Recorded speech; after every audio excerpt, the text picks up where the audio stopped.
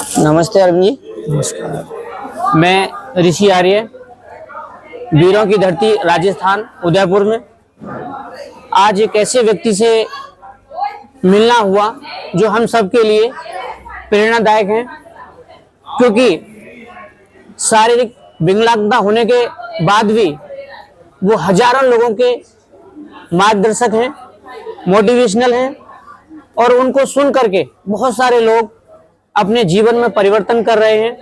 नहीं तो आज छोटी छोटी सी समस्याओं को लेकर के आत्महत्या तक की लोग कर लेते हैं। तो इनके जीवन से जुड़ी हुई समस्याओं से कैसे इन्होंने अपने आप को डेवलप किया है, उन्हीं सब के बारे में मैं अरविंद जी से कुछ बात करना चाहूँगा और इनसे हम जानेंगे कि कैसे कैसे अपनी समस्याओं से लड़ करके एक समाज में अपने आप को स्थापित किया है और एक हजारों लोगों के मार्गदर्शक बने। तो मैं आपसे पूछना चाहूँगा कि आप बचपन में ही ऐसे थे या कुछ बाद में समस्याएं हुई? बाद में हुआ था, लगभग पौने 2 साल की उम्र में। तो किस कारण से ऐसा हुआ? देखिए, हमारे पुराने जमाने में लोग इतने अवेयरनेस नहीं होते थे इंजेक्शन वगैरह के, क्योंकि आज तो टाइम टू टाइम इंजेक्शन लग रहा है, टीवी न्यूज़ चैनल है, मीडिया ऐसी है। तो आज के लगभग 30 साल पहले ऐसी चीज़ें नहीं होती थी, जिसके कारण से अवेयरनेस नहीं थी। लेकिन चलिए, इंजेक्शन लगवाया, बट किसी डॉक्टर की बाय मिस्टेक गलत इंजेक्शन लगने की वजह से वो प्रॉब्लम क्रिएट हुई।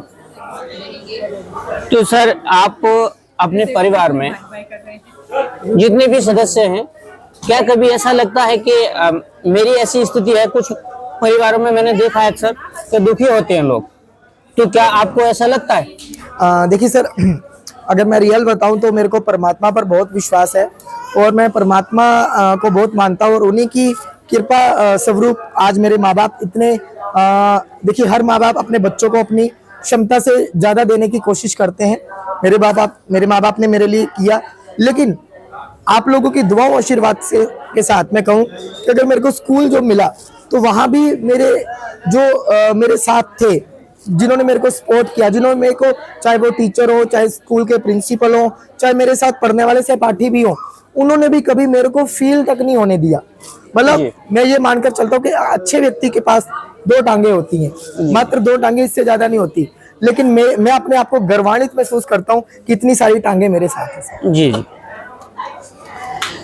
तो जैसा कि मैंने सुना है कि व्यक्तिगत आपके जो पैर हैं, आपके भाई बनकर के चलते हैं। यस। तो उनके लिए आप क्या कहना चाहेंगे? बिल्कुल, देखिए, मैंने जैसे बोला ना कि मैं परमात्मा पर बहुत विश्वास करता हूँ।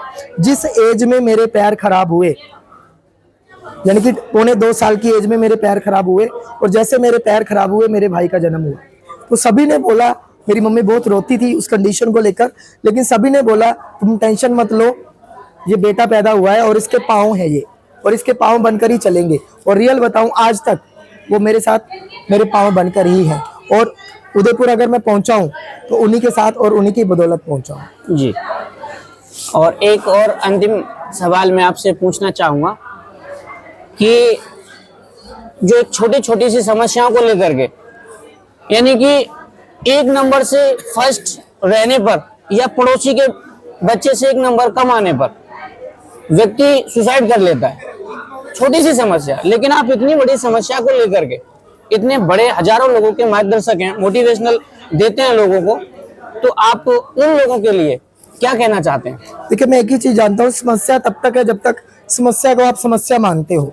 हम जिस भी अपने इष्ट गुरु पैगंबर को देखते हैं ना, हमसे ज्यादा समस्या उनके पास नहीं थी, है ना। जो समस्या उनके पास थी उससे ज्यादा समस्या हमारे पास नहीं है। आप चाहे गुरु नानक देव जी की बात कर लो, चाहे राम जी की बात कर लो, चाहे ईसा मसीह जी की बात कर लो, किसी भी धर्म को उठाकर देख लो, सबसे ज्यादा समस्या उनके पास थी। अगर हम बात करें तो उनकी समस्याओं के आगे हमारी समस्या कुछ भी नहीं है।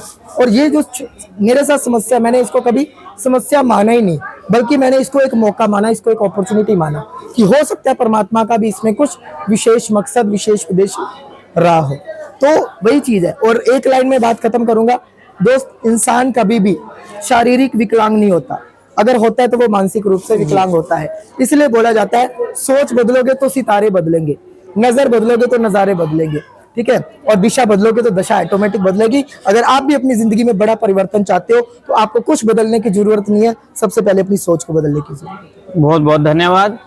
और साथ ही मैं आपका धन्यवाद करना चाहूँगा और आपसे बहुत सारी प्रेरणाएं मैंने यहाँ 2-3 दिन में ली। उन प्रेरणाओं को लेकर के मैं भी अपने जीवन में कुछ जो गलतियां होती हैं उनमें सुधार करने का प्रयास करूंगा। धन्यवाद। धन्यवाद।